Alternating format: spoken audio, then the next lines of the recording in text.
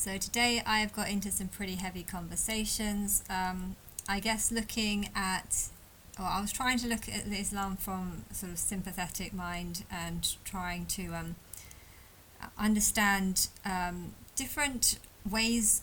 There's this thing about, that I've heard that there's all sorts of wars going on all around the world. Now, I don't actually know what's the truth because I don't feel like I've heard enough about the different wars over the time. There's certain wars that we focus on in history. I didn't actually do history as a lesson, but there are certain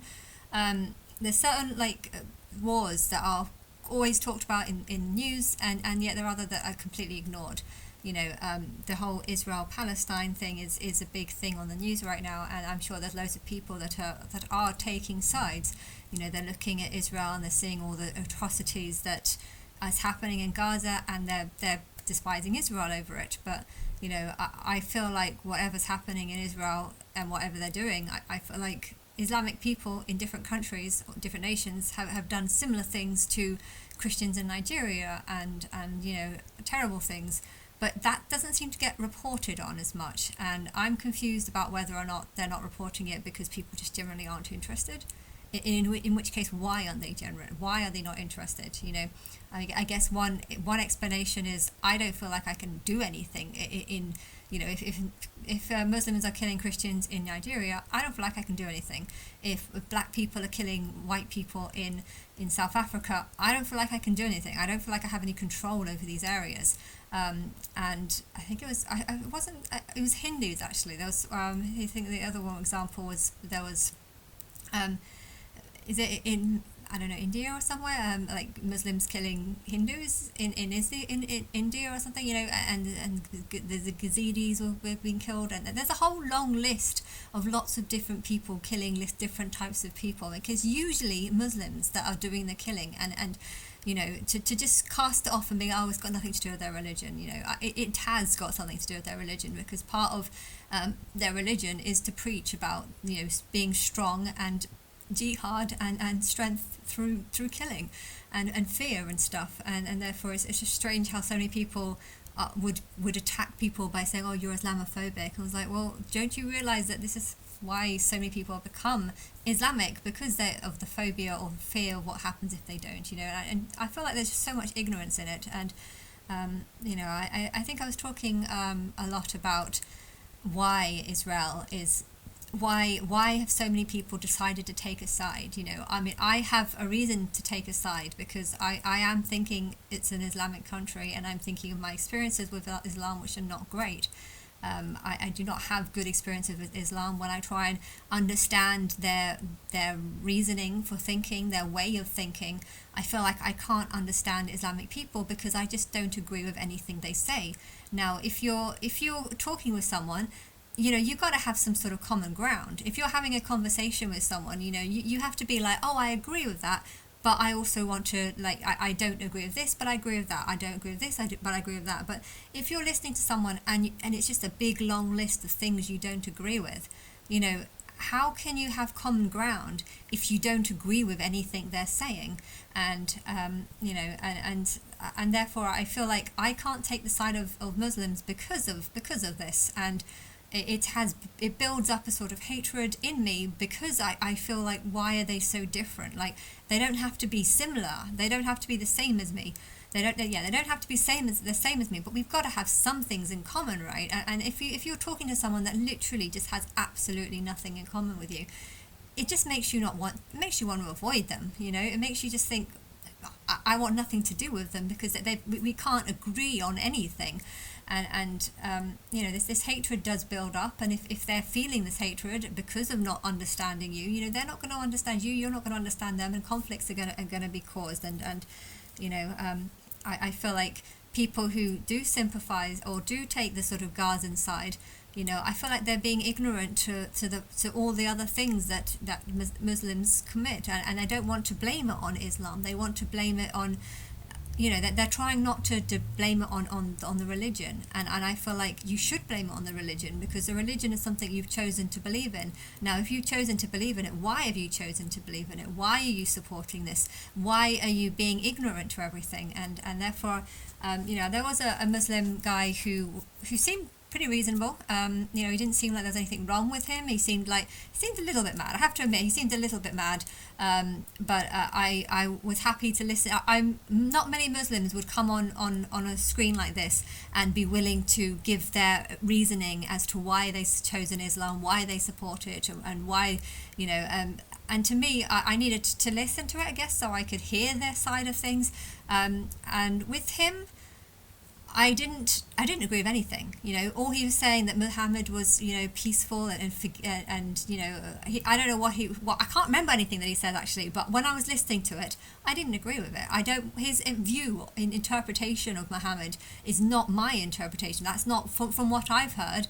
That's not how I see it. I think of people in the Middle East, and I think of poor people that are dangerous, and that's kind of how I see Muhammad. Even though I don't know much about him, from what I've heard, I don't see him as a great, magnificent man. And when he was trying to explain why he got with a child, times were different back then. I know times were different back then, but are you going to tell me how times were different back then? He wasn't even saying how times were different. It was just times were different. I feel like I can explain why times are different. And if there's someone that's had sex with a 15-year-old, it's bad and it's wrong. But if that person is willing to help set up an army to kill people that have sex with 9-year-olds, well, then I guess even though you've done something bad, you're attacking something that you're happy to turn against, something that's even worse, and therefore you recognize that it's worse. But I think Islam does the opposite, and they kind of say they try to justify what they believe by saying, oh well, Jesus' mum was 12. Maybe even 10. He actually said that Jesus' mum might have been 10 to 12. So, kind of making Christianity seem worse. So it's like, I know that being with a 9-year-old is worse, but times are different. And Jesus, that was a more example. So he would kind of hide, recognize that something's wrong, acknowledge that something's wrong, and then hide behind it. And he did the same. 1 hour, 14 minutes, he did the same when it comes to women. Do women in Middle Eastern countries live a sorrowful life? Of course they do, because they're wearing veils. They're forced to submit to man and to the males around them. They're not allowed to do much. They're not allowed to get out. They have a horrible life. But instead, he did justify. Yes, they do have.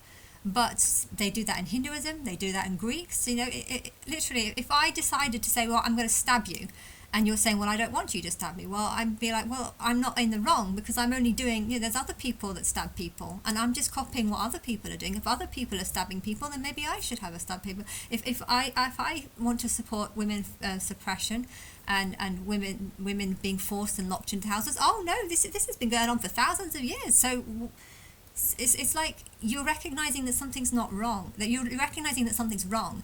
And you're saying that, well, it happens in other countries. These people do it, these people do it, these people do it, so why can't I do it? So it is a sickness. It is an illness. Islam is an illness, because it's people that are very ignorant, that just have their view, that have their studies, that want to believe whatever they want to believe.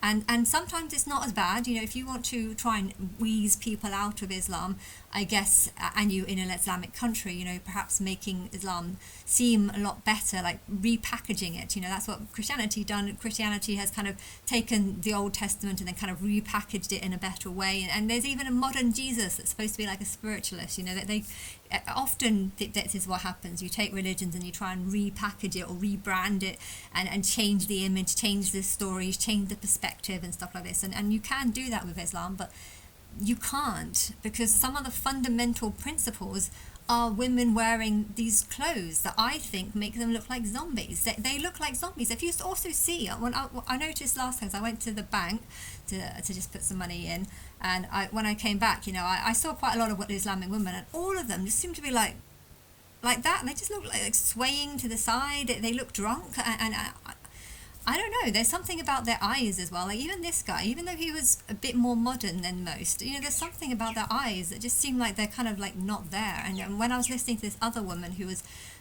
who I think was speaking very well and saying everything well, and she was trying to say, oh, this is just my opinion, but at the end of the day, you could see there was fear there. You could see that she was fearing some of these people and then the attacks that she might get on this. And I completely agree with everything that she was saying, that you have to be careful with with how you word things, and you try to be respectful at all times. But yeah, I'm God, and I agree with everything that she said, and it is facts.